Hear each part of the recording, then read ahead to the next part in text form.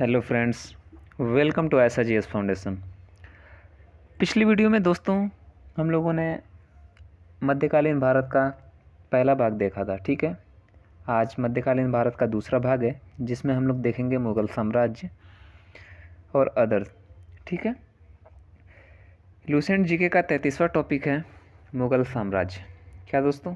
मुग़ल साम्राज्य। ठीक है, मुग़ल एम्पायर, इसके बारे में हम लोग देखते हैं। चलिए दोस्तों शुरू करते हैं। पहला है, मुग़ल वंश का संस्थापक बाबर था। कौन था? तो ये क्वेश्चन पूछा जाता है बार बार। मुग़ल साम्राज्य का संस्थापक बाबर था। बाबर एक उत्तरवर्ती मुग़ल शासक तुर्क एवं सुन्नी मुसलमान थे। ठीक है, बाबर एवं उत्तरवर्ती मुग़ल शासक तुर्क एवं सुन्नी मुसलमान थे। बाबर ने मुग़ल वंश की स्थापना के साथ ही पद पातशाही की स्थापना की, जिसके तहत शासक को बादशाह कहा जाता था। क्या कहा जाता था? बादशाह कहा जाता था। प्रश्न ये बन सकता है कि पद पातशाही की स्थापना किसने की? तो पद पातशाही की स्थापना किसने की थी? तो बाबर ने की थी। ठीक है दोस्तों, आगे देखते हैं। आगे दोस्तों बाबर 1526 से 1530 ईस्वी तक। ठीक है, बाबर का जन्म 24 फरवरी 1483 ईस्वी में हुआ था। कब हुआ था? 14 फरवरी 1483 ईस्वी में हुआ था। बाबर के पिता उमर शेख मिर्ज़ा फरगना नामक छोटे से राज्य के शासक थे। ठीक है, बाबर के पिता का नाम क्या था? उमर शेख मिर्ज़ा। कहाँ के शासक थे? तो फरगना के शासक थे। बाबर फरगना की गद्दी पर 8 जून 1494 ईस्वी में बैठा। कब बैठा था? 8 जून 1494 ईस्वी में बैठा था। बाबर ने 1507 ईस्वी में बादशाह की उपाधि धारण की। कब धारण की थी? तो 1507 ईस्वी में बादशाह की उपाधि धारण की, जिसे अब तक किसी तैमूर शासक ने धारण नहीं किया था। ठीक है, बाबर के 4 पुत्र थे, हुमायूं, कामरान, अस्करी तथा हिंदाल। कितने पुत्र थे बाबर के? तो 4 पुत्र थे। जनरली लोग एक ही जानते हैं, हुमायूं को। ठीक है, तो याद रखना है 4 पुत्र थे। नाम याद ना रखें तो भी चलेगा, लेकिन हुमायूं का नाम याद रखना है। आगे दोस्तों, बाबर ने भारत पर 5 बार आक्रमण किया। कितनी बार? 5 बार आक्रमण किया। बाबर का भारत के विरुद्ध किया गया प्रथम अभियान 1519 ईस्वी में यूसुफ जाई जाति के विरुद्ध था। पहला अभियान। ठीक है, इसको याद रखना है, यूसुफ जाई जाति के विरुद्ध था। इस अभियान में बाबर ने बाजौर और भेरा को अपने अधिकार में कर लिया। ठीक है, बाबर को भारत पर आक्रमण करने का निमंत्रण पंजाब के शासक दौलत खान लोधी, ठीक है, एवं मेवाड़ के शासक राणा सांगा ने दिया था। ठीक है, इन्हीं लोगों ने बाबर को भारत पर आक्रमण करने के लिए सबसे पहली बार निमंत्रण दिया। ठीक है, दौलत खान लोधी और राणा सांगा ने। ठीक है, आगे देखते हैं।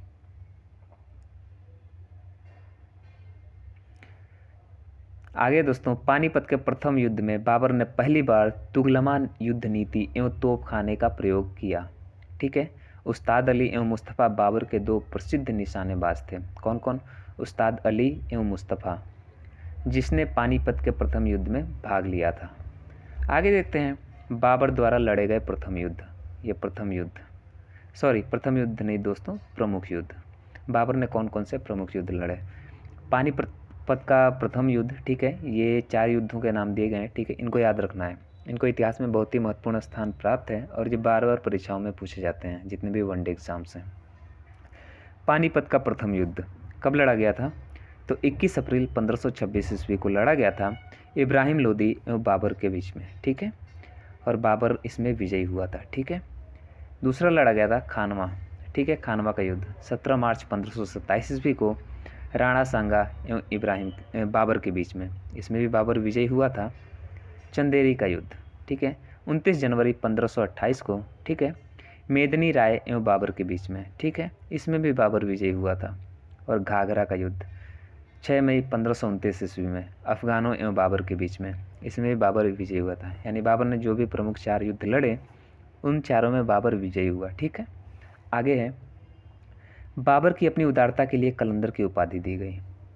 बाबर को अपनी उदारता के लिए कलंदर की उपाधि दी गई थी। ठीक है, खानवा युद्ध में विजय के बाद बाबर ने गाजी की उपाधि धारण की। किसकी उपाधि धारण की? गाजी की उपाधि धारण की थी।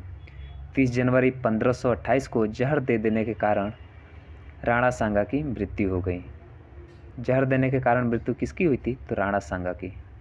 आगे दोस्तों, करीब 48 वर्ष की आयु में 26 दिसंबर 1530 को आगरा में बाबर की मृत्यु हो गई थी।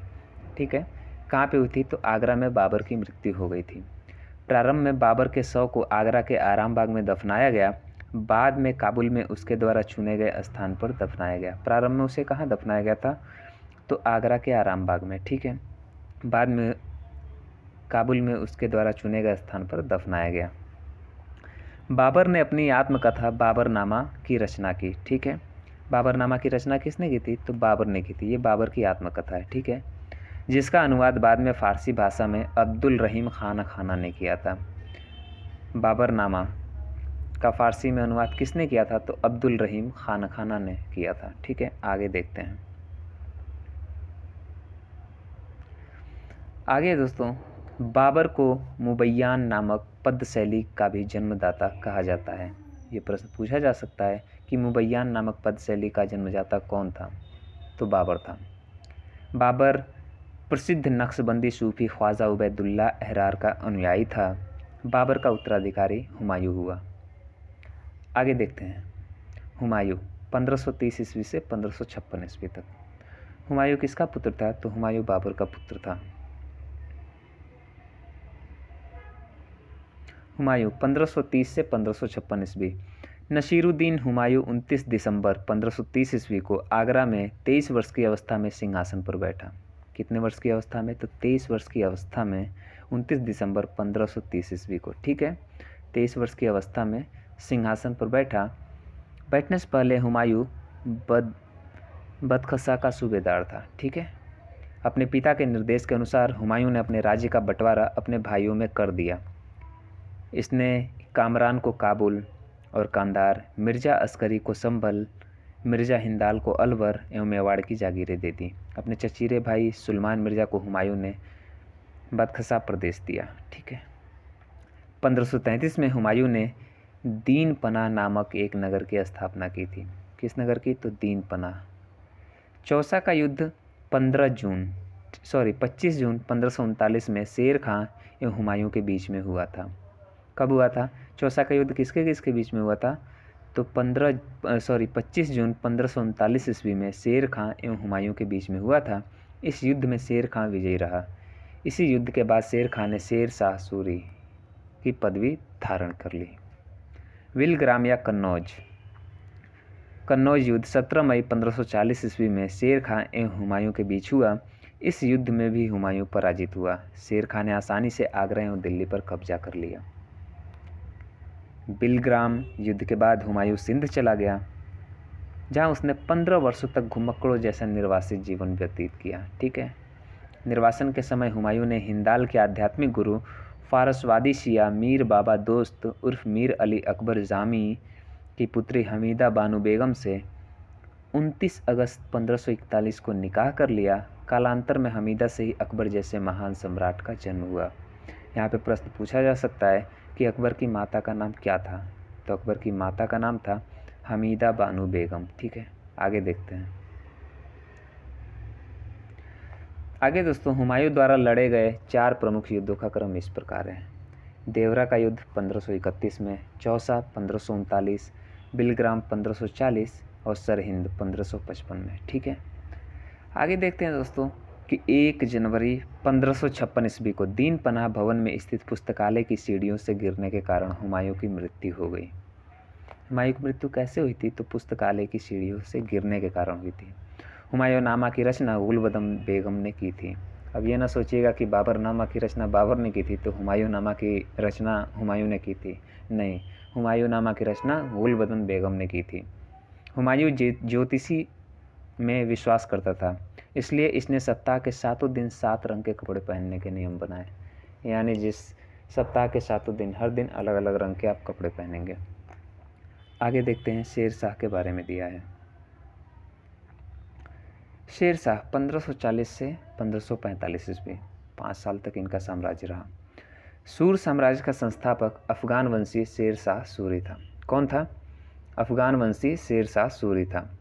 शेर शाह का जन्म 1472 ईस्वी में बजवाड़ा होशियारपुर में हुआ था। इनके बचपन का नाम फरीद खां था। ये प्रश्न बार बार पूछा जाता है, तो याद रहे दोस्तों। शेरशाह के बचपन का नाम फरीद खां था।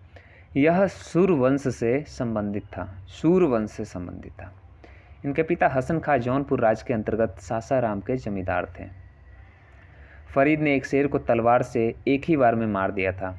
उसकी इस बहादुरी से प्रसन्न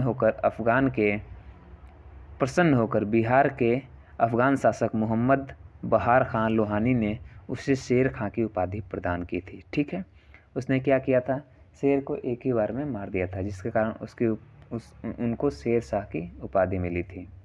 ठीक है, तो शेर शाह की उपाधि उन्हें प्रदान की गई। आगे है दोस्तों कि शेर शाह बिलग्राम युद्ध 1540 ईस्वी के बाद दिल्ली की गद्दी पर बैठा। किस युद्ध के बाद? तो बिलग्राम युद्ध 1540 ईस्वी के बाद दिल्ली की गद्दी पर बैठा। शेर शाह की मृत्यु कालिंजर के किले को जीतने के क्रम में 22 मई 1545 ईस्वी को हो गई। मृत्यु के समय वह उक्का नाम का आग्नेयास्त्र चला रहा था। कालिंजर का शासक कीरत सिंह था। कौन था? कीरत सिंह था। शेर शाह का मकबरा सासाराम में झील के बीच ऊंचे टीले पर निर्मित किया गया है। ठीक है, रोहतासगढ़ किला ए कुहना दिल्ली नामक मस्जिद का निर्माण शेर शाह ने करवाया था। इसको याद रखना है, ये पूछा जाता है बार बार कि किला ए कुहना नामक मस्जिद का निर्माण किसने करवाया था? तो शेर शाह सूरी ने करवाया था। आगे देखते हैं। शेर शाह ने भूमि की माप के लिए 32 अंक वाला सिकंदरी गज एवं सन की डंडी का प्रयोग किया। कितने अंक वाला? तो 32 अंक वाला। शेर शाह ने 178 ग्रेन चांदी का रुपया एवं 380 ग्रेन तांबे के दाम चलवाए। ठीक है, दाम किसने चलवाए थे? तो शेर शाह ने चलवाए थे। ये याद रखना है कितने कितने ग्रेन का।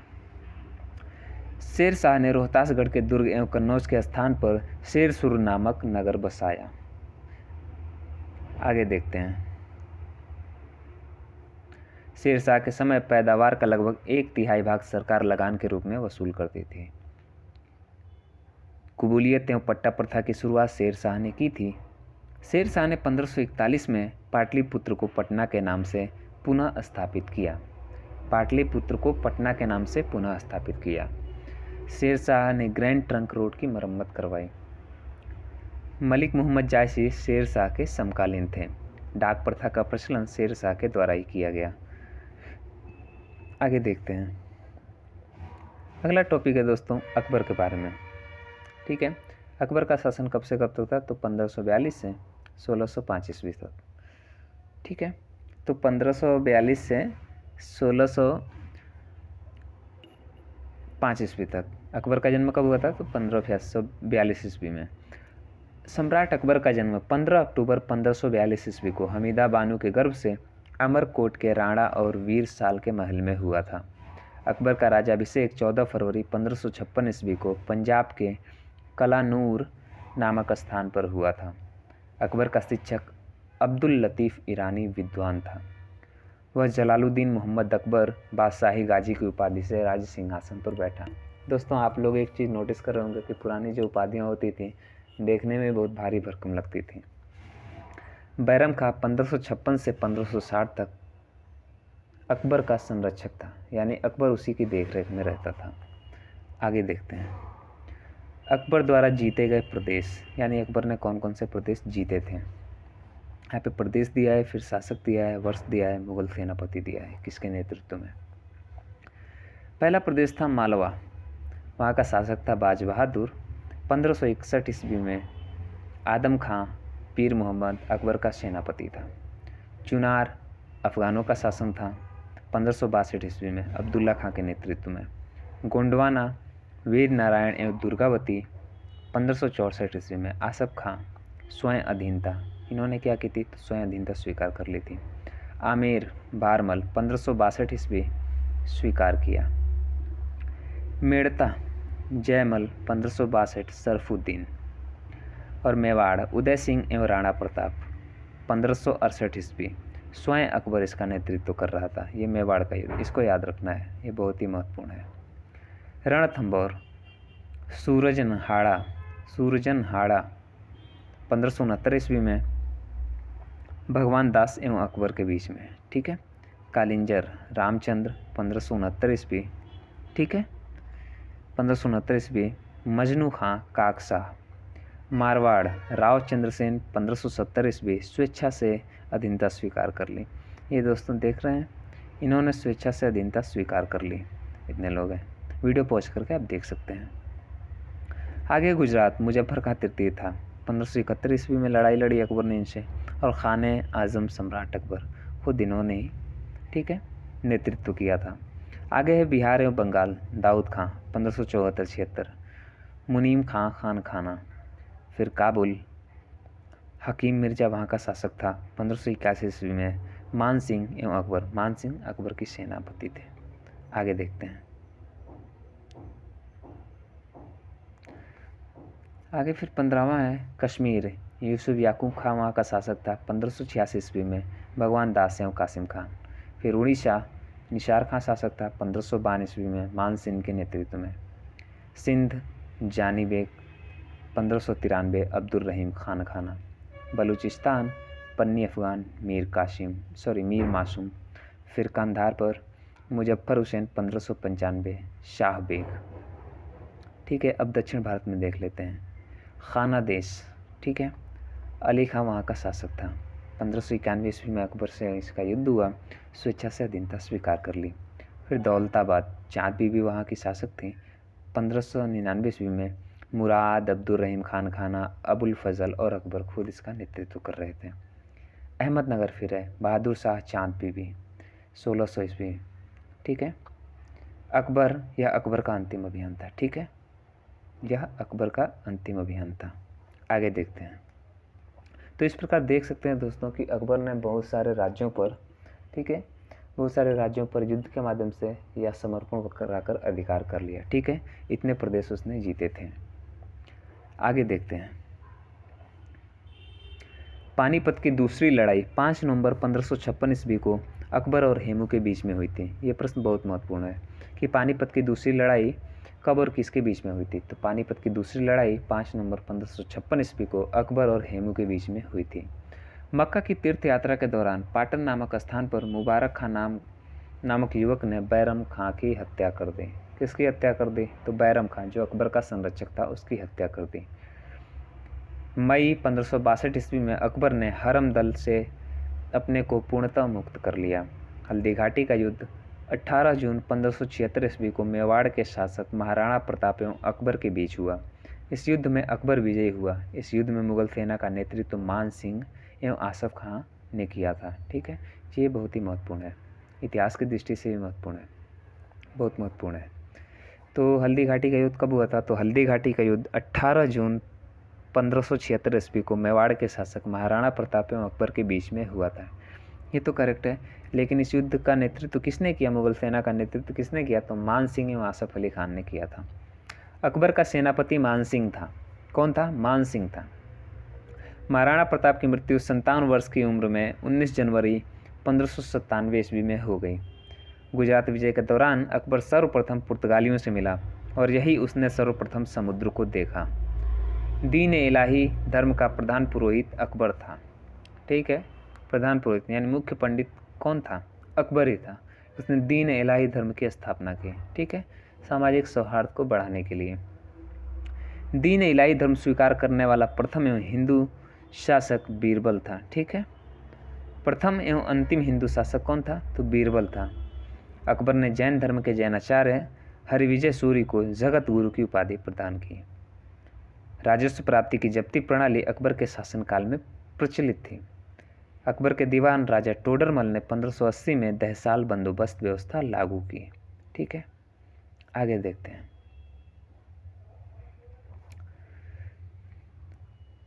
आगे है अकबर के दरबार का प्रसिद्ध संगीतकार तानसेन था।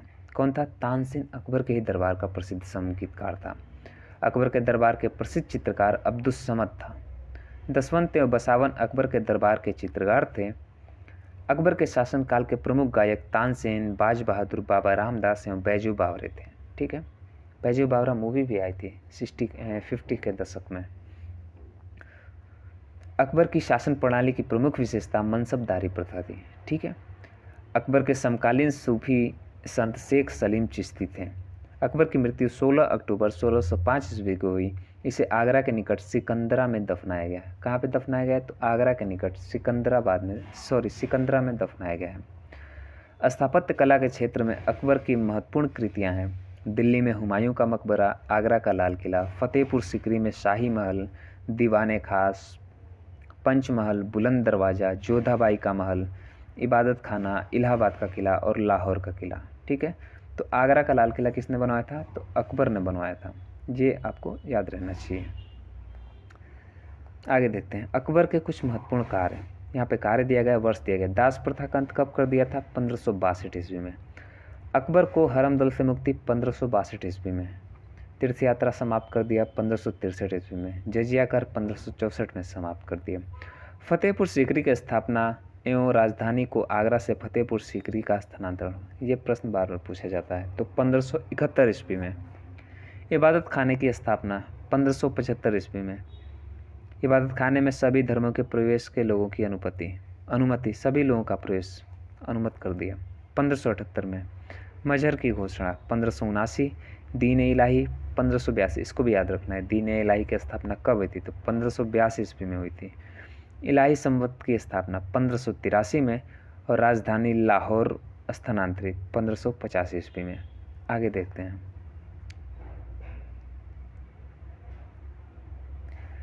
आगे दोस्तों, अकबर के दरबार को सुशोभित करने वाले 9 रत्न इस प्रकार हैं।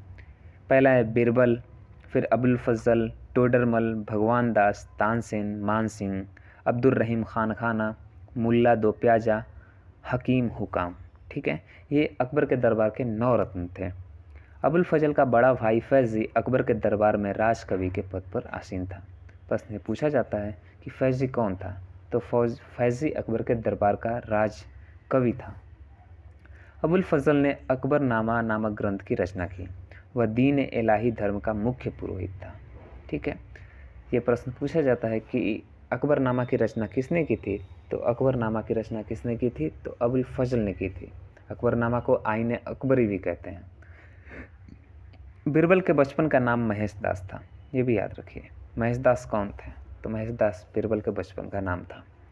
संगीत सम्राट तानसेन का जन्म ग्वालियर में हुआ था। इनकी प्रमुख कृतियाँ थीं मियाँ की टोडी, मियाँ का मल्लार, मियाँ का सारंग आदि। कंठाभरण वाणी विलास की उपाधि अकबर ने तानसेन को दी थी। अकबर ने भगवान दास, आमेर के राजा भारमल के पुत्र को अमीर उल उमरा की उपाधि दी। ठीक है, आगे देखते हैं। आगे दोस्तों, यूसुफ जाइयों के विद्रोह को दबाने के लिए बीरबल की हत्या हो गई। यूसुफ जाइयों के विद्रोह को दबाने के दौरान बीरबल की हत्या हो गई। 1602 में सलीम जहांगीर के निर्देश पर दक्षिण से आगरा की ओर आ रहे अबुल फजल को रास्ते में वीर सिंह बुंदेला नामक सरदार ने हत्या कर दी। आगे है दोस्तों कि मुगल सम्राट अकबर ने अनुवाद विभाग की स्थापना की। नकीब खां, अब्दुल कादिर बदायूनी तथा शेख सुल्तान ने रामायण एवं महाभारत का फारसी में अनुवाद किया। वो महाभारत का नाम रज्मनामा, युद्धों की पुस्तक रखा। महाभारत को क्या कहते हैं, क्या नाम रखा गया था? तो रज्मनामा। ठीक है, पंचतंत्र का फारसी भाषा में अनुवाद अबुल फजल ने अनवर सादात के नाम से किया। किसने किया था? तो अबुल फजल ने अनवर सादात के नाम से किया था। मौलाना हुसैन फैज़ ने यार दानिश के नाम से किया। हाजी इब्राहिम सरहिंदी ने अथर्ववेद का, मुल्ला शाह मोहम्मद ने राज तरंगिणी का, अब्दुल रहीम खान खाना ने तुजू के बाबरी का तथा फैज़ी ने लीलावती का फारसी में अनुवाद किया। फैज़ी ने नल दमयंती सूरदास द्वारा रचित कथा का फारसी में अनुवाद कर उसका नाम सहेली रखा। आगे है दोस्तों कि अकबर के काल को हिंदी साहित्य का स्वर्ण काल कहा जाता है। किसके काल को? तो अकबर के शासनकाल को हिंदी साहित्य का स्वर्ण काल कहा जाता है। अकबर ने बीरबल को कवि प्रिय एवं नरहरि को महापात्र की उपाधि प्रदान की। ठीक है, आगे देखते हैं। बुलंद दरवाजा का निर्माण अकबर ने गुजरात विजय के उपलक्ष्य में करवाया था। 4 बाग बनाने की परंपरा अकबर के समय हुई थी। अकबर ने शीरी कलम की उपाधि अब्दुस समद को एवं जड़ी कलम की उपाधि मोहम्मद हुसैन कश्मीरी को दिया। आगे देखते हैं। आगे नोट करके दिया है, मुगलों की राजकीय भाषा फारसी थी। क्या थी? तो मुगलों की राजकीय भाषा फारसी थी। जहांगीर 1605 ईस्वी से 1627 ईस्वी। अकबर का उत्तराधिकारी सलीम हुआ। अकबर का उत्तराधिकारी सलीम हुआ जो 24 अक्टूबर 1605 को नूरुद्दीन मोहम्मद जहांगीर बादशाही गाजी की उपाधि से गद्दी पर बैठा। किसके नाम से? नूरुद्दीन मोहम्मद जहांगीर बादशाही गाजी की उपाधि से दिल्ली की गद्दी पर बैठा। कब बैठा? 24 अक्टूबर 1605 ईस्वी को। जहांगीर का जन्म 30 अगस्त 1569 ईस्वी में हुआ था। अकबर ने अपने पुत्र का नाम सलीम सूफी संत शेख सलीम चिश्ती के नाम पर रखा। जहांगीर को न्याय की जंजीर के लिए याद किया जाता है। यह जंजीर सोने की बनी थी जो आगरे किले के शाह बुर्ज एवं यमुना तट पर स्थित पत्थर के खंभे में लगवाई हुई थी। जहांगीर द्वारा शुरू की गई तुजुके जहांगीरी नामक आत्मकथा को पूरा करने का श्रेय मोतबिंद खां को है। जहांगीर के सबसे बड़े पुत्र खुसरो ने 1606 में अपने पिता के विरुद्ध विद्रोह कर दिया था। किसने किया था? तो खुसरो ने अपने पिता के विरुद्ध ही विद्रोह कर दिया था। खुसरो और जहांगीर की सेना के बीच जालंधर के निकट भैरावल नामक मैदान में युद्ध हुआ। खुसरो को पकड़कर कैद में डाल दिया गया। खुसरो की सहायता देने के कारण जहांगीर ने सिखों के 5वें गुरु अर्जुन देव को फांसी दिलवा दी। खुसरो गुरु से गोइंदवाल में मिला था। तो ये भी प्रश्न बहुत ही महत्वपूर्ण है दोस्तों कि सिखों के 5वें गुरु अर्जुन देव को फांसी किसने दिलवाई? तो किसने दिलवाई थी? जहांगीर ने दिलवाई थी। आगे है अहमदनगर के वजीर मलिक अंबर के विरुद्ध। अहमदनगर के वजीर मलिक अंबर के विरुद्ध सफलता से खुश होकर जहांगीर ने खुर्रम को शाहजहां की उपाधि प्रदान की। किसकी? खुर्रम को शाहजहां की उपाधि प्रदान की। आगे देखते हैं। आगे 1622 ईस्वी में कंधार 1622 ईस्वी में कंधार मुगलों के हाथ से निकल गया। शाह अब्बास ने इस पर अधिकार कर लिया। अब नूरजहां देखते हैं। ईरान निवासी मिर्ज़ा गयास बेग की पुत्री नूरजहां का वास्तविक नाम मेहरुन्निसा था। ठीक है। 1594 में नूरजहां का विवाह अली कुली बेग से संपन्न हुआ। जहांगीर ने एक शेर मारने के कारण अली कुली बेग को शेर अफगान की उपाधि प्रदान की। 1607 में शेर अफगान की मृत्यु के बाद मेहरुन्निसा अकबर की विधवा सलीमा बेगम की सेवा में नियुक्त हुई। सर्वप्रथम जहांगीर ने नौरोज़ त्यौहार के अवसर पर मेहरुन्निसा को देखा और उसके सौंदर्य पर मुग्ध होकर जहांगीर ने 1611 में उससे विवाह कर लिया। कब? 1611 ईस्वी में। विवाह के पश्चात जहांगीर ने उसे नूर महल एवं नूरजहां की उपाधि प्रदान की। नूरजहां के सम्मान में जहांगीर ने चांदी के सिक्के जारी किए। आगे देखते हैं। जहांगीर ने गियास बेग को शाही दीवान बनाया एवं इत्मादुद्दौला की उपाधि दी। किसको? गियास बेग को। लाडली बेगम शेर अफगान एवं मेहरुन्निसा की पुत्री थी जिसकी शादी जहांगीर के पुत्र शहरयार के साथ हुई। नूरजहां की मां अस्मत, ठीक है, नूरजहां की मां अस्मत बेगम ने गुलाब से इत्र निकालने की विधि खोजी थी। किसने खोजी थी? तो अस्मत बेगम ने। महावत खान ने झेलम नदी के तट पर 1626 ईस्वी में जहांगीर, नूरजहां एवं उसके भाई आसफ खां को बंदी बना लिया था। किसने? तो महावत खान ने। जहांगीर के 5 पुत्र थे, खुसरो, परवेज, खुर्रम, शहरयार, जहांदार। 28 अक्टूबर 1627 को भीमवार नामक स्थान पर जहांगीर की मृत्यु हो गई। उसे शाहदरा लाहौर में रावी नदी के किनारे दफनाया गया। कहाँ पे दफनाया गया? तो लाहौर, पाकिस्तान में है। मुगल चित्रकला अपने चरमोत्कर्ष पर जहांगीर के शासनकाल में पहुंची। जहांगीर के दरबार के प्रमुख चित्रकार थे आगा रज़ा, अबुल हसन, मोहम्मद नासिर, मोहम्मद मुराद, उस्ताद मंसूर, विशन दास, मनोहर एवं गोवर्धन, फारूक बेग, दौलत। ठीक है। तो चित्रकला जहांगीर के शासनकाल में अपने सबसे पीक पर थी, चरमोत्कर्ष पर थी और चित्रकारों को राजकीय संरक्षण भी प्राप्त था। आगे है, जहांगीर ने आगा रजा के नेतृत्व में आगरा में एक चित्रणशाला की स्थापना की। कहाँ पे? तो आगरा में। उस्ताद मंसूर एवं अबुल हसन को जहांगीर ने क्रमशः नादिर उल उस एवं नादिरुज़्ज़मा की उपाधि प्रदान की। आगे देखते हैं। आगे है, जहांगीर ने अपनी आत्मकथा में लिखा कि कोई भी चित्र, चाहे वो किसी मृतक व्यक्ति या जीवित व्यक्ति द्वारा बनाया गया हो, मैं देखते ही तुरंत बता सकता हूँ कि यह किस चित्रकार की कृति है। यदि किसी चेहरे पर आँख किसी एक चित्रकार ने, भौं किसी और ने बनाई, तो भी यह जान सकता हूँ कि आँख किसने और भौं किसने बनाई है, उसने अपनी आत्मकथा में लिखा। जहांगीर के समय को चित्रकला का स्वर्ण काल कहा जाता है। क्या कहा जाता है? तो चित्रकला का स्वर्ण काल कहा जाता है। वो चित्रकला से बहुत प्रेम करता था। इत्माद-उद-दौला का मकबरा 1626 में नूरजहां बेगम ने बनवाया। मुगल कालीन वास्तुकला के अंतर्गत निर्मित यह प्रथम ऐसी इमारत है जो पूर्ण रूप से बेदाग सफ़ेद संगमरमर से निर्मित है। सर्वप्रथम इसी इमारत में पितृदूरा नामक जड़ाऊ काम किया गया। अशोक के कौशाम्बी स्तंभ वर्तमान में प्रयाग पर समुद्रगुप्त की प्रयाग प्रशस्ति तथा जहांगीर का लेख उत्कीर्ण है। अशोक के कौशाम्बी स्तंभ पर समुद्रगुप्त की प्रयाग प्रशस्ति तथा जहांगीर का लेख उत्कीर्ण है। ठीक है। जहांगीर के मकबरा का निर्माण नूरजहां ने करवाया था। किसने? तो नूरजहां ने करवाया था।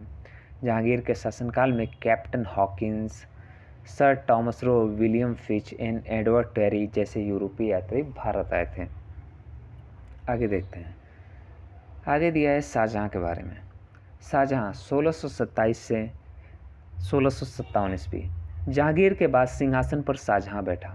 कौन बैठा? शाहजहां। जोधपुर के शासक मोटा राजा उदय सिंह की पुत्री जगत गोसाई के गर्भ से 5 जनवरी 1592 ईस्वी को खुर्रम शाहजहां का जन्म लाहौर में हुआ। कहाँ पे हुआ था? पाकिस्तान, लाहौर में हुआ था। 1612 ईस्वी में खुर्रम का विवाह आसम खां की पुत्री अर्जुमंद बानो बेगम से हुआ, जिसे शाहजहां ने मालिके ज़मानी की उपाधि प्रदान की। 7 जून 1631 में प्रसव पीड़ा के कारण उसकी मृत्यु हो गई। 4 फरवरी 1628 ईस्वी को शाहजहां आगरे में अबुल मुजफ्फर शहाबुद्दीन मोहम्मद साहिब किरनेसानी की उपाधि प्राप्त कर सिंहासन पर बैठा। नाम तो देखिए कितना बड़ा नाम है। आज के ज़माने में अगर किसी का उतना बड़ा नाम रख दिया जाए तो लोग कहेंगे ये तो पागल हो गया है। फॉर्म हम लोग भरते हैं तो आप लोग फॉर्म भरते हैं तो फॉर्म भरने में जगह ही नहीं मिलेगा। आगे है कि इसने शाहजहां ने आसम खां को वज़ीर का पद एवं महावत खां को खान खाना की उपाधि से प्रदान की। इसने नूरजहां को 2 लाख रुपए प्रति वर्ष की पेंशन देकर लाहौर जाने दिया, जहां 1645 ईस्वी में नूरजहां की मृत्यु हो गई। अपनी बेगम मुमताज़ महल की याद में शाहजहां ने ताजमहल का निर्माण आगरे में उसकी कब्र के ऊपर करवाया। ताजमहल का निर्माण करने वाला मुख्य स्थापत्य कलाकार उस्ताद अहमद लाहौरी था। कौन था? इंजीनियर कौन था? तो उस्ताद अहमद लाहौरी था। मयूर सिंहासन का निर्माण शाहजहां ने करवाया था। इसका मुख्य कलाकार बेबादल खां था। ठीक है, आगे देखते हैं। आगे है शाहजहां के शासनकाल को स्थापत्य कला का स्वर्ण युग कहा जाता है। किस कला का? तो स्थापत्य कला का स्वर्ण युग कहा जाता है। शाहजहां द्वारा बनाई गई सबसे प्रमुख इमारतें हैं दिल्ली का लाल किला, दीवाने आम, दीवाने खास, दिल्ली जामा मस्जिद, आगरा मोती मस्जिद, ताजमहल आदि। शाहजहां ने 1638 में अपनी राजधानी को आगरा से दिल्ली लाने के लिए यमुना नदी के दाहिने तट पर शाहजहानाबाद की स्थापना की। ठीक है। आगरा के जामा मस्जिद का निर्माण शाहजहां की पुत्री जहां आरा ने करवाया। तो जामा मस्जिद का निर्माण किसने करवाया था? तो शाहजहां की पुत्री जहां आरा ने करवाया था। शाहजहां के दरबार के प्रमुख चित्रकार मोहम्मद फ़कीर एवं मीर हासिम थे। शाहजहां ने संगीतज्ञ लाल खां को गुण समुद्र की उपाधि दी थी। शाहजहां के पुत्रों में दारा शिकोह सर्वाधिक विद्वान था। इसने भगवत गीता, योग वशिष्ठ, उपनिषद एवं रामायण का अनुवाद फारसी में करवाया। इसने सरे अकबर महान रहस्य नाम से उपनिषदों का अनुवाद करवाया था। दारा शिकोह कादरी सिलसिले के मुल्ला साहब बख्शी का शिष्य था। शाहजहां ने दिल्ली में एक कॉलेज का निर्माण एवं दारुल वक़ा नामक कॉलेज की मरम्मत करवाई।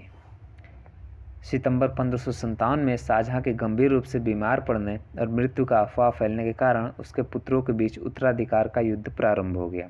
उस समय सूजा बंगाल खां, मुराद गुजरात एवं औरंगजेब दक्कन में था। आगे देखते हैं। आगे दिया है कि 15 अप्रैल 1658 ईस्वी में दारा एवं औरंगजेब के बीच में धरमट का युद्ध हुआ था। इस युद्ध में दारा की पराजय हुई। तो 15 अप्रैल 1658 ईस्वी में दारा एवं औरंगजेब के बीच में धरमट का युद्ध हुआ था। किसके किसके बीच में? तो दारा और औरंगजेब के बीच में। सामूगढ़ का युद्ध 29 मई 1658 ईस्वी को दारा एवं औरंगजेब के बीच में। इस युद्ध में भी दारा की हार हुई। उत्तराधिकार का अंतिम युद्ध देवराय की घाटी में मार्च 1659 ईस्वी को हुआ। इस युद्ध में दारा के पराजित होने पर उसे इस्लाम धर्म की अवहेलना करने के अपराध में 30 अगस्त 1659 ईस्वी को हत्या कर दी गई। ठीक है। शाह बुलंद Iqbal king of loyalty Fortune के रूप में दारा सिकोह जाना जाता है।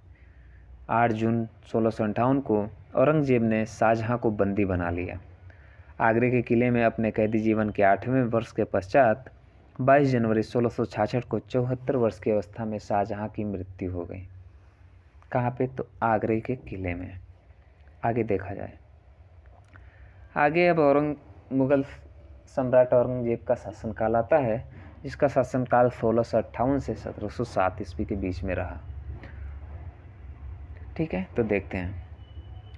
औरंगजेब का जन्म 24 अक्टूबर 1618 को दोहात गुजरात नामक स्थान पर हुआ था। औरंगजेब के बचपन का अधिकांश समय नूरजहां के पास बीता। 18 मई 1637 को फारस के राजघराने की दिलरास बानो बेगम के साथ औरंगजेब का निकाह हुआ। आगरा पर कब्जा कर जल्दबाजी में औरंगजेब ने अपना राज्याभिषेक अबुल मुजफ्फर मुहउद्दीन मुजफ्फर औरंगजेब बहादुर आलमगीर के नाम से की। 31 जुलाई 1698 को करवाया। ठीक है। देवराय के युद्ध में सफल होने के बाद 15 मई 1659 को औरंगजेब ने दिल्ली में प्रवेश किया और शाहजहां के शानदार महल में 5 जून 1659 को दूसरी बार राज्याभिषेक करवाया। यानी 2 बार इसने राज्याभिषेक करवाया। औरंगजेब के गुरु थे मीर मोहम्मद हकीम। औरंगजेब सुन्नी धर्म को मानता था, उसे जिंदा पीर कहा जाता है। ये प्रश्न बार बार पूछा जाता है कि जिंदा पीर किसको कहा जाता था? तो जिंदा पीर जो है वो औरंगजेब को कहा जाता था। जय सिंह एवं शिवाजी के बीच पुरंदर की संधि 22 जून 1665 ईस्वी को संपन्न हुई थी। ये पूछा जाता है कि पुरंदर की संधि किसके किसके बीच में हुई थी? तो जय सिंह और शिवाजी के बीच में पुरंदर की संधि 22 जून 1665 ईस्वी को संपन्न हुई थी। मई 1666 ईस्वी को आगरे के किले के दीवान आम में औरंगजेब के समक्ष शिवाजी उपस्थित हुए। यहाँ शिवाजी को कैद कर जयपुर भवन में रखा गया। इस्लाम नहीं स्वीकार करने के कारण सिखों के 9वें गुरु तेग बहादुर की हत्या औरंगजेब ने 1675 ईस्वी में दिल्ली में करवा दी थी। यानी इसने भी गुरु तेग बहादुर की हत्या करवा दी थी। वो सिखों के 9वें गुरु थे। औरंगजेब ने 1679 में जजिया कर को पुनः लागू कर दिया। यानी जो जजिया कर को मुगल सम्राटों ने समाप्त कर दिया था, तो इसने फिर जजिया कर लगवा दिया था। जजिया कर क्या था? तो गैर मुस्लिमों पर लगने वाला कर जजिया कर कहलाता था। औरंगजेब ने बीवी का मकबरा का निर्माण करवाया 1679 में। ठीक है, महाराष्ट्र के औरंगाबाद में। ये याद रहना चाहिए। प्रश्न पूछा जाता है कि बीवी का मकबरा कहाँ पे है? तो बीवी का मकबरा औरंगाबाद महाराष्ट्र में है। और निर्माण किसने करवाया? तो औरंगजेब ने करवाया था। आगे देखते हैं। आगे 1686 में आगे है 1686 में बीजापुर एवं 1697 में गोलकुंडा को औरंगजेब ने मुगल साम्राज्य में मिला लिया। ठीक है। मदना एवं अक्कना नामक ब्राह्मणों का संबंध गोलकुंडा के शासक अबुल हसन से था। औरंगजेब के समय हुए जाट विद्रोह का नेतृत्व गोकुला एवं राजा राम ने किया। 1617 ईस्वी में तिलपट तिलपत की लड़ाई में जाट परास्त हुए। गोकुल की मौत के घाट उतार दिया गया। इसके बावजूद जाटों ने 1685 में राजा राम के नेतृत्व में पुनः विद्रोह किया। इन जाटों ने सिकंदरा में स्थित अकबर के मकबरे को भी लूट लिया। भरतपुर राजवंश की नींव औरंगजेब के शासनकाल में जाट नेता तथा राजा राम के भतीजा चूरामन ने डाली थी। भरतपुर वंश के औरंगजेब के समय हिंदू मनसबदारों की संख्या लगभग 337 थी, जो अन्य मुगल सम्राटों की तुलना में अधिक थी। औरंगजेब का पुत्र अकबर ने दुर्गादास के बहकावे में आकर अपने पिता के खिलाफ विद्रोह किया। औरंगजेब ने कुरान को अपने शासन का आधार बनाया। इसने सिक्के पर कलमा खुदवाना, नवरोज का त्यौहार मनाना, भांग की खेती करना, गाना बजाना, झरोखा दर्शन, तुलदान प्रथा इस प्रथा में सम्राट को उसके जन्मदिन पर तुलादान वाले प्रथा में, इस प्रथा में ऐसा होता था कि सम्राट को उसके जन्मदिन पर सोने चांदी तथा अन्य वस्तुओं से तौला जाता था। यह अकबर के ज़माने में प्रारंभ हुई थी, आदि पर प्रतिबंध लगवा दिया, यानी इसने बहुत सी चीज़ों पर प्रतिबंध लगवा दिया। औरंगजेब ने दरबार में संगीत पर पाबंदी लगा दी तथा सरकारी संगीतज्ञों को अवकाश दे दिया गया। भारतीय शास्त्रीय संगीत पर फारसी में सबसे अधिक पुस्तकें औरंगजेब के ही शासनकाल में लिखी गई। औरंगजेब स्वयं वीणा बजाने में दक्ष था। आगे देखते हैं। आगे है, औरंगजेब ने 1665 में हिंदू मंदिरों को तोड़ने का आदेश दिया। इसके शासनकाल में तोड़े गए मंदिरों में सोमनाथ मंदिर, बनारस का विश्वनाथ मंदिर एवं वीर सिंह देव द्वारा जहांगीर काल में मथुरा में निर्मित केशव राय मंदिर। ठीक है। औरंगजेब की मृत्यु 20 फरवरी 1607 ईस्वी को हुई। इसे खुल्दाबाद, जो अब रोजा कहलाता है, में दफनाया गया। औरंगजेब के समय सूबों की संख्या 20 थी। औरंगजेब दारुल हर्ब, काफिरों का देश को दारुल इस्लाम, इस्लाम के देश में परिवर्तित करने को अपना महत्वपूर्ण लक्ष्य मानता था। यहाँ नोट करके दिया गया है कि औरंगजेब के शासनकाल में मुगल सेना में सर्वाधिक हिंदू सेनापति थे। किसके शासनकाल में? तो औरंगजेब के शासनकाल में। आगे देखते हैं। मुगल शासन व्यवस्था के बारे में अब इसमें डिस्कस करेंगे। ये ल्यूसेंट का 34वां भाग है। 34वां टॉपिक है मेडिवल हिस्ट्री, इतिहास का 34वां भाग है। देखते हैं मुगल शासन व्यवस्था अब कैसी थी। मुगल शासन व्यवस्था, अभी तक तो हमने मुगल सम्राटों के बारे में पढ़ा है, जो भी प्रमुख सम्राट हुए। अभी देखते हैं मुगल शासन व्यवस्था कैसी थी। मंत्री परिषद को विजारत कहा जाता था। क्या कहा जाता था? विजारत कहा जाता था। बाबर के शासनकाल में वजीर पद काफ़ी महत्वपूर्ण था। ठीक है, वजीर यानी प्रधानमंत्री, वजीर आजम। सम्राट के बाद शासन के कार्यों को संचालित करने वाला सबसे महत्वपूर्ण अधिकारी वकील था, जिसके कर्तव्यों को अकबर ने दीवान, मीर बख्श, सद्र एवं मीर शमन में विभाजित कर दिया। औरंगजेब के समय में असद खान ने सर्वाधिक 31 वर्षों तक दीवान के पद पर कार्य किया। मीर बख्शी द्वारा सरखत नाम के पत्र पर हस्ताक्षर के बाद ही सेना को हर महीने वेतन मिल पाता था। जब कभी सद्र न्याय विभाग के प्रमुख का कार्य करता था, तब उसे काजी कहा जाता था। लगानहीन भूमि मदद मास का निरीक्षण सद्र करता था। सम्राट के घरेलू सामानों का प्रधान मीर सम्मान कहलाता था। ठीक है, आगे देखते हैं। मुगल काल के प्रमुख अधिकारी एवं कार्य। अब यहाँ पे पद दिया गया है, यहाँ पे कार्य दिया गया है। ठीक है, तो देखते हैं। सूबेदार, प्रांतों में शांति स्थापित करना प्रांत कार्यकारिणी का प्रधान होता था। दीवान, प्रांतीय राजस्व का प्रधान होता था। सीधे शाही दीवान के प्रति जवाबदेह होता था। बख्शी, प्रांतीय सैन्य प्रधान होता था। फौजदार, जिले का प्रधान फौजी अधिकारी। आमिल या अमलगुजार, जिले का प्रमुख राजस्व अधिकारी। कोतवाल, नगर प्रधान होता था। सिकदार, परगने का प्रमुख अधिकारी होता था। और आमिल, ग्राम के कृषकों से प्रत्यक्ष संबंध बनाना एवं लगान निर्धारित करना। किसका काम था? तो आमिल का काम था। आगे देखते हैं। आगे सूचना एवं गुप्तचर विभाग का प्रधान दरोगा या डाक चौकी कहलाता था। सूचना एवं गुप्तचर विभाग का प्रधान दरोगा या डाके चौकी कहलाता था। शरीयत के प्रतिकूल कार्य करने वालों को रोकना, आम जनता के दुष्चरित्र से बचाने का कार्य मुहतसिब नामक अधिकारी करता था। प्रशासन की दृष्टि से मुगल साम्राज्य का बंटवारा सूबों में, सूबों का सरकार में, सरकार का परगना या महाल में, महाल का जिला या दस्तूर में और दस्तूर ग्राम में बटे हुए थे। ठीक है, तो ऐसे बटे हुए थे। वीडियो पास करके देख लीजिएगा एक बार। प्रशासन की सबसे छोटी इकाई ग्राम थी। क्या थी? ग्राम थी, जिसे मावदा या दीह कहते थे। मावदा के अंतर्गत छोटी छोटी बस्तियों को नागला कहा जाता था। दोस्तों, एक रिक्वेस्ट है, अगर वीडियो पसंद आ रही हो तो वीडियो को ज़्यादा से ज़्यादा शेयर कीजिए और हमारे चैनल को सब्सक्राइब कीजिए। कोई भी डाउट हो कमेंट बॉक्स में पूछिए हमें। आगे देखते हैं। शाहजहाँ के शासनकाल में सरकार एवं परगना के मध्य चकला नाम की एक नई इकाई की स्थापना की गई। भूमि कर के विभाजन के आधार पर मुगल साम्राज्य की समस्त भूमि 3 वर्गों में विभाजित थी। खालसा भूमि प्रत्यक्ष रूप से बादशाह के नियंत्रण में थी। जागीर भूमि तनख्वाह के बदले दी जाने वाली भूमि थी। और सयूरगल या मददे मास अनुदान में दी गई लगानहीन भूमि, इसे मिल्क भी कहा जाता था। इस पर कोई लगान नहीं लगता था। शेरशाह द्वारा भू राजस्व हेतु अपनाई गई जाने वाली पद्धति राय का उपयोग अकबर ने भी किया था। अकबर के द्वारा करोड़ी नामक अधिकारी की नियुक्ति 1573 ईस्वी में की गई थी। इसे अपने क्षेत्र से 1 करोड़ दाम वसूल करना होता था। कितना? उस समय 1 करोड़ दाम वसूल करना होता था। आगे देखते हैं। आगे है 1580 में अकबर ने दहसाला नाम की नवीन कर प्रणाली प्रारंभ की। इस व्यवस्था को टोडरमल बंदोबस्त भी कहा जाता है। इस व्यवस्था के अंतर्गत भूमि को 4 भागों में विभाजित किया गया।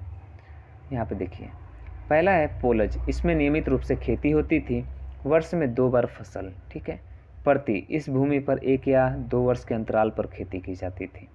चाचर, इस पर 3 से 4 वर्ष के अंतराल पर खेती की जाती थी। और बंजर, यह खेती योग्य भूमि नहीं थी, इस पर लगान नहीं वसूला जाता था। 1570-71 में टोडरमल ने खालसा भूमि पर भू राजस्व की नवीन प्रणाली जब्ती प्रारंभ की। इसमें कर निर्धारण की 2 श्रेणियां थीं। एक को तखसीस एवं दूसरे को तहसील कहते थे, ठीक है। औरंगजेब ने अपने शासनकाल में नस्क प्रणाली को अपनाया और भू राजस्व की राशि को उपज का आधा कर दिया, ठीक है। भू राजस्व की राशि को उपज का आधा कर दिया, यानी 1/2। मुगल काल में कृषक 3 वर्गों में विभाजित थे। खुद काश्त, ये किसान उसी गांव की भूमि पर खेती करते थे जहां के वे निवासी थे। पाही काश्त, ये दूसरे गांव जाकर कृषि कार्य करते थे। और मुजाहिरीन, खुद काश्त, कृषकों से भूमि किराए पर लेकर कृषि कार्य करते थे। आगे है, मुगल काल में रुपये की सर्वाधिक ढलाई औरंगजेब के समय में हुई थी। आना सिक्के का प्रचलन शाहजहां ने करवाया था, ठीक है। आगे देखते हैं। आगे है, जहांगीर ने अपने समय में सिक्कों पर अपनी आकृति बनवाई, साथ ही उस पर अपना एवं नूरजहां का नाम अंकित करवाया। सबसे बड़ा सिक्का शनसब सोना था। स्वर्ण का सबसे प्रचलित सिक्का इलाही था। मुगलकालीन अर्थव्यवस्था का आधार चांदी का रुपया था। दैनिक लेन देन के लिए तांबे के दाम का प्रयोग होता था। 1 रुपया में 40 दाम होते थे। मुगल सेना 4 भागों में विभक्त थी: पैदल, घुड़सवार, तोपखाना, हाथी।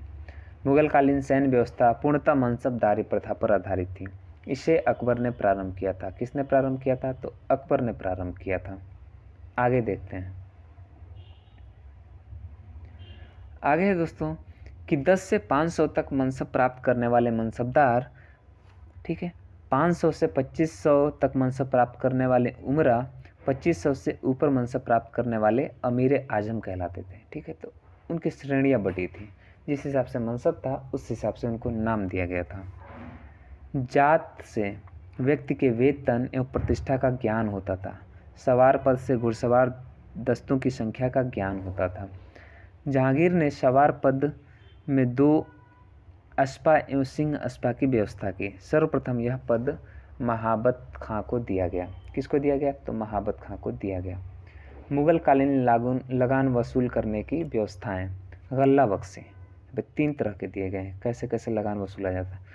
इसमें फसल का कुछ भाग सरकार द्वारा ले लिया जाता था। नशक, इसमें खड़ी फसल के आधार पर लगान का अनुमान लगाकर फसल कटने पर उससे ले लिया जाता था। यह व्यवस्था बंगाल में थी। कहाँ पे थी? बस बंगाल में थी। जब्ती, इसमें बोई गई फसल के आधार पर लगान का निश्चय किया जाता था, जो नकद लिया जाता था, ठीक है, नकद लिया जाता था। तो दोस्तों ये मुगल सम्राट था, ठीक है। मुगल एम्पायर के बारे में हमने वनडे एग्जाम की दृष्टि से जितना भी महत्वपूर्ण था उतना पढ़ लिया, ठीक है। अब आगे देखते हैं। 35वां हमारा टॉपिक है मराठों का उत्कर्ष। मराठों का उदय कैसे हुआ, तो मराठों के बारे में पढ़ेंगे, ठीक है। चलिए देखते हैं। मराठा साम्राज्य का संस्थापक शिवाजी थे। शिवाजी का जन्म 6 अप्रैल 1627 ईस्वी में सिवनेर दुर्ग जुन्नार के समीप हुआ था। क्या याद रखना है? तो मराठा साम्राज्य के संस्थापक कौन थे? तो शिवाजी थे, ठीक है। इनका जन्म कब हुआ था? तो 1627 में 6 अप्रैल को हुआ था। कहाँ पे हुआ था? तो सिवनेर दुर्ग जुन्नार के समीप हुआ था। शिवाजी के पिता का नाम शाहजी भोसले एवं माता का नाम जीजाबाई था, ठीक है। शाहजी भोसले की दूसरी पत्नी का नाम तुकाबाई मोहिते था। शिवाजी के गुरु कोंडदेव थे। आध्यात्मिक क्षेत्र में शिवाजी के आचरण पर गुरु रामदास का काफ़ी प्रभाव था। शिवाजी का विवाह शाहबाई निम्बालकर से 1640 ईस्वी में हुआ। ठीक है। शाहजी ने शिवाजी को पूना की जागीर प्रदान कर स्वयं बीजापुर रियासत में नौकरी कर ली। आगे देखते हैं। अपने सैन्य अभियान के अंतर्गत 1644 ईस्वी में शिवाजी ने सर्वप्रथम बीजापुर के तोरण नामक पहाड़ी किले पर अधिकार किया। कहाँ पर अधिकार किया सर्वप्रथम? तो बीजापुर के तोरण नामक पहाड़ी किले पर अधिकार कर लिया। 1656 में शिवाजी ने रायगढ़ को अपनी राजधानी बनाया। कहाँ पे? तो रायगढ़ को अपनी राजधानी बनाया। बीजापुर के सुल्तान ने अपने योग्य सेनापति अफजल खां को सितंबर 1665 में शिवाजी को पराजित करने के लिए भेजा। शिवाजी ने अफजल खां की हत्या कर दी। शिवाजी ने सूरत को 1664 एवं 1679 ईस्वी में लूटा। कब लूटा? तो 1664 एवं 1679 ईस्वी में। पुरंदर की संधि 1665 ईस्वी में महाराजा जय सिंह एवं शिवाजी के मध्य संपन्न हुई। 1672 ईस्वी में शिवाजी ने पन्हाला दुर्ग को बीजापुर से छीन लिया। 5 जून 1674 ईस्वी को शिवाजी ने रायगढ़ में वाराणसी के प्रसिद्ध विद्वान श्री गंगा भट्ट द्वारा अपना राज्याभिषेक करवाया। ठीक है। मूल रूप से गंगा भट्ट महाराष्ट्र का एक सम्मानित ब्राह्मण था जो लंबे समय से वाराणसी में रह रहा था। आगे देखते हैं। आगे दोस्तों, शिवाजी को औरंगजेब ने मई 1666 में जयपुर भवन में कैद कर लिया, जहां से 16 अगस्त 1666 ईस्वी में वे भाग निकले। मात्र 53 वर्षों की अवस्था में शिवाजी की मृत्यु हो गई। कितने वर्षों में? तो मात्र 53 वर्ष की आयु में, 1680 में। ये आपको याद रहना चाहिए। कब हुई थी? तो 1680 में हुई थी।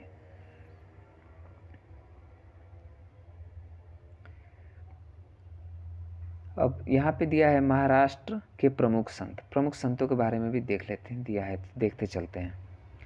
ज्ञानदेव या ज्ञानेश्वर 1271 से 1296, महाराष्ट्र में भक्ति आंदोलन के जनक, मराठी भाषा और साहित्य के संस्थापक, भगवत गीता पर भावार्थ दीपिका नामक बृहद टीका लिखी, जिसे सामान्य रूप से ज्ञानेश्वरी के नाम से जाना जाता है। फिर नामदेव 1217 से 1350, इनके आराध्य देव पांढरपुर के विठोबा या विट्ठल विष्णु के रूप थे। विठोबा या विट्ठल की उपासना को वरकरी संप्रदाय के नाम से जाना जाता है। एकनाथ 1533 से 1599, इन्होंने रामायण पर भावार्थ रामायण नामक टीका लिखी। ठीक है। आगे देखते हैं। तुकाराम 1598 से 1650, इन्होंने भक्तिपरक कविताएं लिखी जिन्हें अभंग कहा जाता है। ये अभंग भक्तिपरक काव्य के ज्योतिपुंज हैं। और रामदास 1608 से 1681, महाराष्ट्र के अंतिम महान संत कवि थे। 10 बोध उनकी रचनाओं और उपदेशों का संकलन है। ठीक है।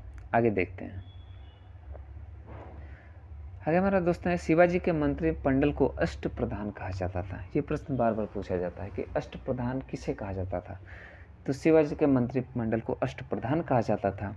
अष्ट प्रधान में पेशवा का पद सर्वाधिक महत्वपूर्ण एवं सम्मान का होता था। अष्ट प्रधान के प्रमुख पद, ठीक है, कौन कौन से थे? तो पहला पेशवा, प्रधानमंत्री, राज्य का प्रशासन एवं अर्थव्यवस्था की देखरेख। शरीय नौबत, सेनापति, सैन्य प्रधान था। अमात्य, राजस्व मंत्री, आय व्यय का लेखा जोखा। वाकयानवीश, सूचना, गुप्तचर एवं विधि संग्रह के विभागों का अध्यक्ष होता था।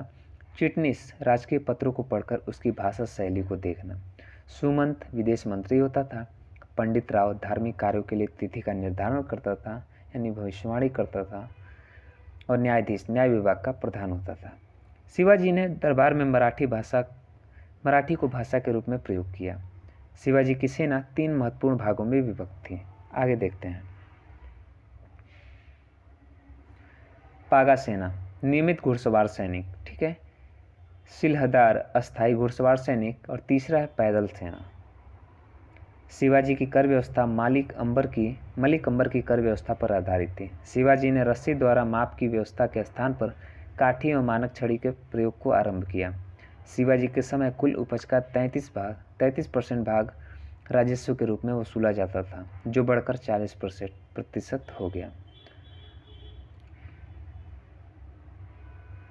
चौथ एवं सरदेशमुखी नामक कर शिवाजी के द्वारा लगाया गया। चौथ किसी एक क्षेत्र को बर्बाद न करने के बदले दी जाने वाली रकम को कहा जाता था। सरदेशमुखी, इसके हक का दावा करके शिवाजी स्वयं को सर्वश्रेष्ठ देशमुख प्रस्तुत करना चाहते थे। आगे दोस्तों ऊपर दिया गया है कि शिवाजी ने किले की सुरक्षा के लिए नियुक्त अधिकारी हैं। किले की सुरक्षा के लिए कौन कौन से अधिकारी? हवलदार, किले की आंतरिक व्यवस्था की देखरेख। सरे नौबत, किले की सेना का नेतृत्व। और सबनीस, किले की अर्थव्यवस्था, पत्र व्यवहार एवं भंडारण की देखरेख करना। अब हम लोग देखते हैं शिवाजी के उत्तराधिकारी कौन कौन थे। तो शिवाजी का उत्तराधिकारी संभाजी था। संभाजी ने उज्जैन के हिंदी एवं संस्कृत के प्रकांड विद्वान कवि कलश को अपना सलाहकार नियुक्त किया। मार्च 1689 ईस्वी को मुगल सेनापति मखरफ खान ने संगमेश्वर में छिपे हुए संभाजी एवं कवि कलश को गिरफ्तार कर लिया और हत्या कर दी। किसने किया था? तो मुगल सेनापति मखरफ खान ने। संभाजी के बाद 1689 में राजा राम को नए छत्रपति के रूप में राज्याभिषेक किया गया। राजा राम ने अपनी दूसरी राजधानी सतारा को बनाया। राजा राम मुगलों से संघर्ष करता हुआ 1700 ईस्वी में मारा गया। राजा राम की मृत्यु के बाद उसकी विधवा पत्नी ताराबाई अपने 4 वर्षीय पुत्र शिवाजी द्वितीय का राज्याभिषेक करवाकर मराठा साम्राज्य की वास्तविक संरक्षिका बन गई। कौन? तो ताराबाई। 1707 में औरंगजेब की मृत्यु के बाद संभाजी के पुत्र साहू, जो औरंगजेब के कब्जे में था, भोपाल के निकट मुगल शिविर से वापस महाराष्ट्र आया। साहू एवं ताराबाई के बीच 1707 में खेड़ा का युद्ध हुआ, जिसमें साहू विजयी हुआ। साहू ने 22 जनवरी 1708 को सतारा में अपना राज्याभिषेक करवाया। साहू के नेतृत्व में नवीन मराठा साम्राज्यवाद के प्रवर्तक पेशवा लोग थे, जो साहू के पैतृक प्रधानमंत्री थे।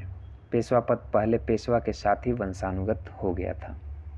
ठीक है, आगे देखते हैं। 1713 में साहू ने बालाजी विश्वनाथ को पेशवा बनाया।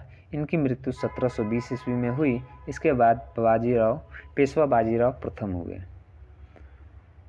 आगे दोस्तों कि पेशवा बाजीराव प्रथम ने मुगल साम्राज्य की कमज़ोर हो रही स्थिति का फ़ायदा उठाने के लिए साहू को उत्साहित करते हुए कहा कि आओ हम इस पुराने वृक्ष को खोखले तने पर प्रहार करें, शाखाएं तो स्वयं गिर जाएंगी। हमारे प्रयत्नों से मराठा पताका कृष्णा नदी से अटक तक फहराने लगेगी।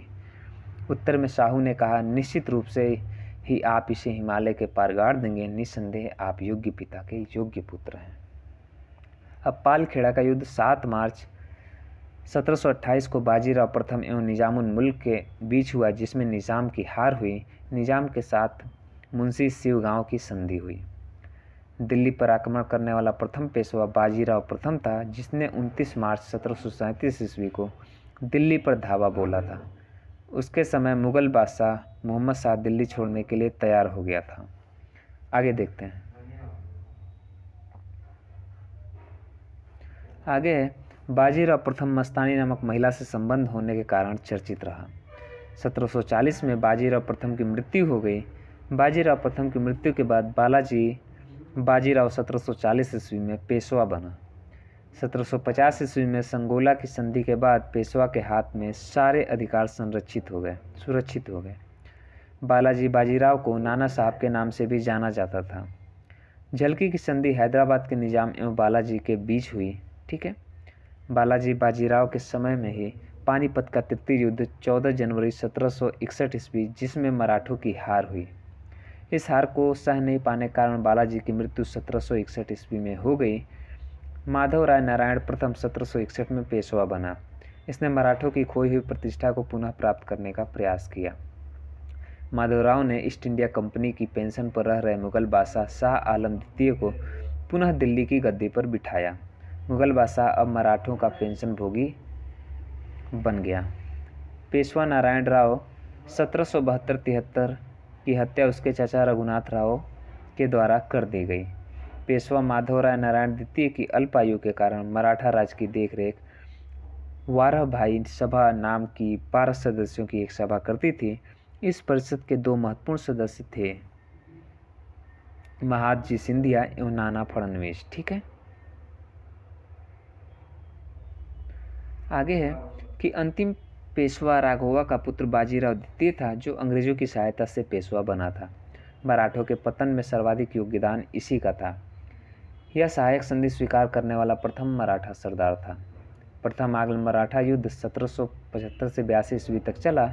इसके बाद 1776 में पुरंदर की संधि हुई, जिसके तहत कंपनी ने रघुनाथ राव के समर्थन को वापस लिया। द्वितीय आंग्ल मराठा युद्ध 1803 से 5 ईस्वी में चला। इसमें भोसले नागपुर ने अंग्रेजों को चुनौती दी। इसके फलस्वरूप 7 सितंबर 1803 को देवगांव की संधि हुई।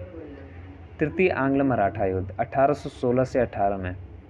इस युद्ध के बाद मराठा शक्ति और पेशवा के वंशानुगत पद को समाप्त कर दिया गया। पेशवा बाजीराव द्वितीय ने कोरेगांव एवं अष्टी के युद्ध में हारने के बाद फरवरी 1818 में मेलकम के सम्मुख आत्मसमर्पण कर दिया।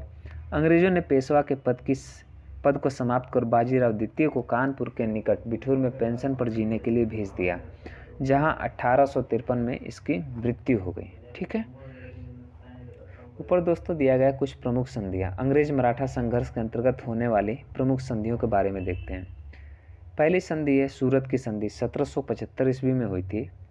पुरंदर की संधि 1776 ईस्वी में हुई थी। बड़गांव 1779, शालाबाई की संधि 1782, बसीन की संधि 1802, देवगांव की संधि 1803, सुरजी अर्जुन गांव की संधि 1803 में, राजापुर की संधि 1804 में, नागपुर की संधि 1816, ग्वालियर की संधि 1817, पूना 1817 और मंदसौर 1818 में।